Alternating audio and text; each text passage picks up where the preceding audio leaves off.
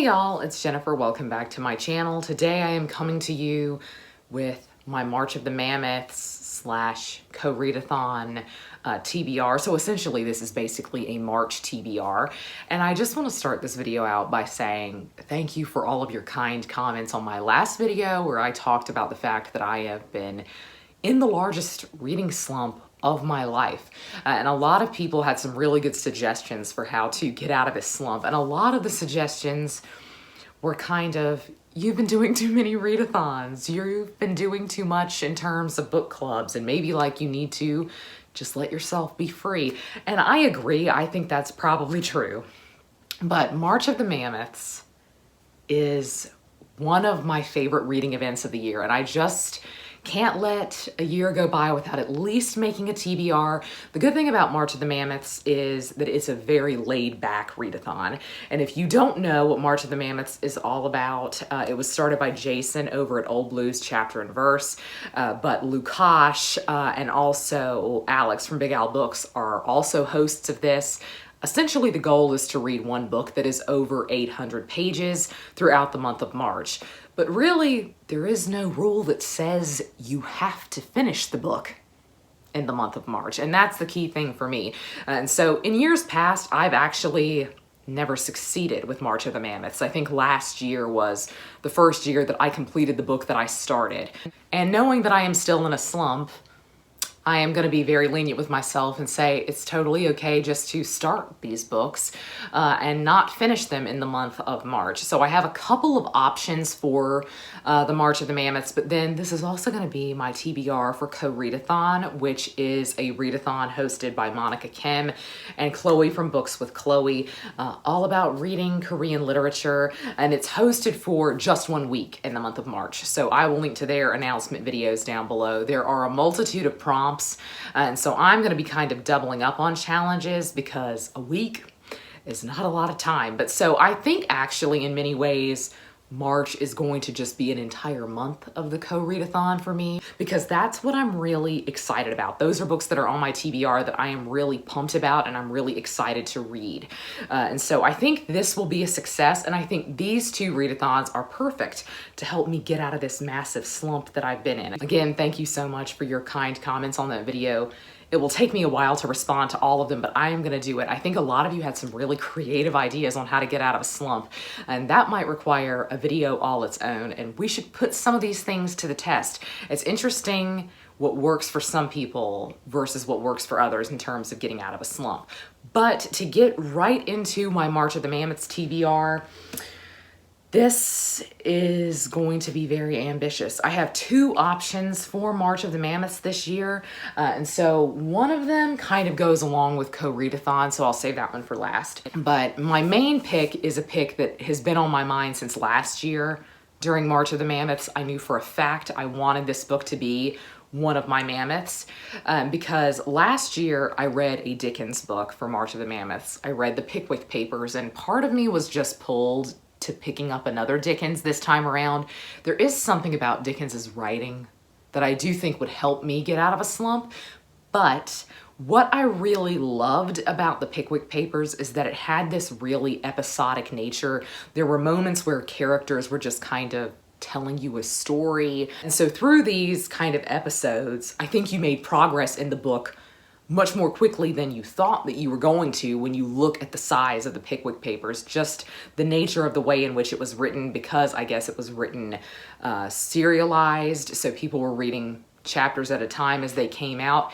I think that made the book very easily digestible for its size. But another book that is written kind of in a similar style through little stories, little vignettes, is a book that I have always wanted to be a mammoth for me, and is a book that has been lingering on my TBR for years and years. I'm very intimidated by this book. I have the sense that I might not really like it, and that is the Decameron by Giovanni Boccaccio.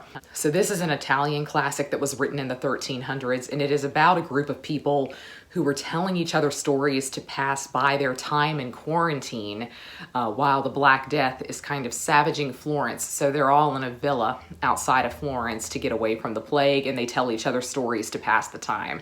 The reason I don't think I'm going to like this is that I really do not like the Canterbury Tales by Chaucer. I have never liked them when I tried to read them on their own, and then also whenever I tried to read Chaucer in school, I really struggled with the Canterbury Tales, and I truly just did not like it. And this is often compared to that because I believe Chaucer was very inspired by Boccaccio. So I'm excited because I do tend to really love Italian classics, but at the same time, because it is often talked about in conversation with the Canterbury Tales, I just have the sense I might struggle with it. But I really want to choose this because it is written in that kind of episodic style in vignettes, and I think it will be very easy to make progress on this by reading one or two of those stories a night. I am cheating, and I hear you saying, if you've been here for a while, I hear you saying, Jenny, haven't you always cheated on March of the Mammoths? And it's true. I have very rarely picked a book that truly has 800 pages in my edition of it, and this only has 700 pages. But I know that many other editions of the Decameron are over 800 pages long. And so I don't know why, I don't know what it is, but it is true that historically, I am often cheating a little bit on March of the Mammoths. I did last year. My edition of the Pickwick Papers was 750 pages, and yet I know other editions are over 800 pages. So I am slightly cheating, but my other option is over 1,000 pages. So definitely I do have an option that really does qualify for March of the Mammoths, but this is one that is a high priority for me, and I'll be putting it on my book club page on that Discord server that I have. I've not been the best at my own book club, and I'm not the best at Discord, but if you would like to join me in discussing this, I'll try to be on Discord a little bit more this month. So this is kind of the book club pick for March, and just take it easy. It might just wind up being a really slow kind of read along or even buddy read on that Discord server. And so definitely I think this will roll over into April. So this might just be my book club pick for March and April too, because I think it's going to take us a while.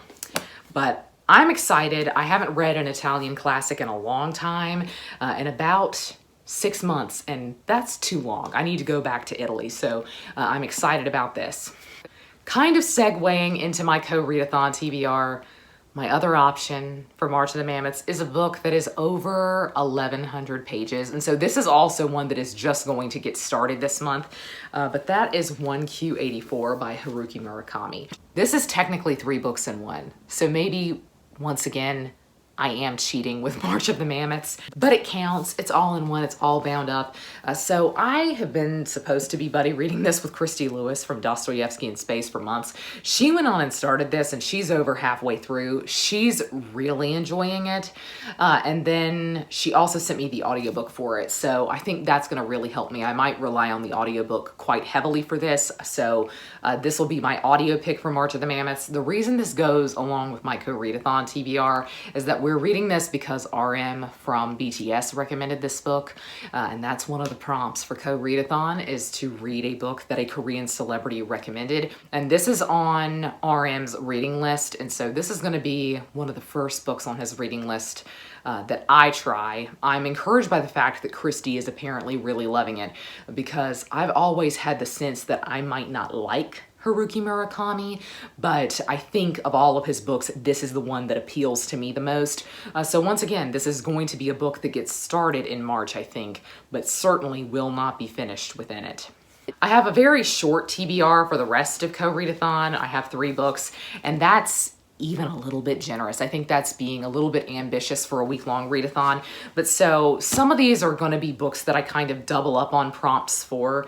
So one of the prompts is to read a book that is translated from Korean, and another of the prompts is to read a book that has won award. It's a Korean book that is an award winner. And 2 of my books here that are my options for co-readathon are both award-winning books that have been translated from Korean. So the first of these is Kim Jiyoung, born 1982. This is another that is on the RM reading list, and so this technically could go for another prompt. I'm putting this on here because it is so short. Since picking this up, I have heard a lot of mixed things about it, and a lot of people in my own comments have told me one way I'm gonna love it, another way that I am probably not gonna love it. And so I think it's gonna be an interesting read, and I think it's probably gonna be more thought-provoking than a genuinely enjoyable reading experience, if that makes sense. So I'm looking forward to this, and I'm interested to see why it is such a big conversation piece in Korea. This is one that it seems like there have been mixed reviews about, but I'm excited about it, and the lettering is huge. The book is short. I need a win. I need a short book. So definitely, I think I will probably prioritize this that week. Another book that is on my TBR that kind of fits the award-winning prompt and also the translated from Korean prompt is Please Look After Mom. And this is a little bit of a mystery thriller, but it's also kind of a literary book. And I've heard mixed things about this one as well. This is another that RM has recommended, but I believe I picked it up because I think Kai from EXO recommended this, and I just love Kai. So this is another one that can go for the Korean celebrity recommendation prompt, but I'm excited about this one. A lot of people have mentioned just the way that it is written is very, very strange and either works really well for you or it's something you hate. So I'm gonna be interested to see if I agree with the writing style at all. This is another one that is relatively short. It's under 300 pages. And once again, I am needing the short books right now, especially with it being March of the Mammoths. I think it will be nice to mix in a few shorter books. And so this is another that is an option for me for the Koreadathon. Last but not least, I decided to do a separate book for the prompt, a book that is recommended by a Korean celebrity. And so half the books on my TBR right now, half the books that I'm really excited about are books that have been recommended by idols. So we have Kai on this list, we have RM from BTS, and the book that I chose for this prompt specifically is one that I'm really, weirdly enough, pumped about. And this is a book that was recommended by Taemin, who is one of my favorite K-pop idols. And actually, I'm cheating here because I don't know that Taemin actually really recommends this book. But this book is the basis for, I was gonna say my favorite music video of his, but maybe it's not. I love all of his music videos. But this is the basis for his music video Idea. And Idea refers to kind of a Greek concept for him, and it refers explicitly to the allegory of the cave, apparently, by Plato. So I picked up Plato's Republic, and if you had told me last year that I would ever pick up Plato willingly, I would have laughed at you. I just would have laughed in your face. But this is what Taemin does. So Taemin has really got me intrigued by this because I thought this music video was actually alluding to Dante because he's lost in the woods. There is all of this religious imagery, but apparently he was really talking about Plato's Republic and the allegory of the cave specifically. So I'm interested to see how this goes. I don't think Taemin agrees with the ideas of the allegory of the cave, but I'm excited. I'm just really pumped about this. I might vlog this whole experience because right now I am currently vlogging the experience of reading a book that inspired one of BTS's music videos, and I have really enjoyed that. So I think maybe I will also vlog this. I know that the Jenny of a year ago would just laugh in my face at the idea of me picking up Plato, but we're gonna do it. I have never once been interested in classical philosophy in my life, but that's the power of Taemin.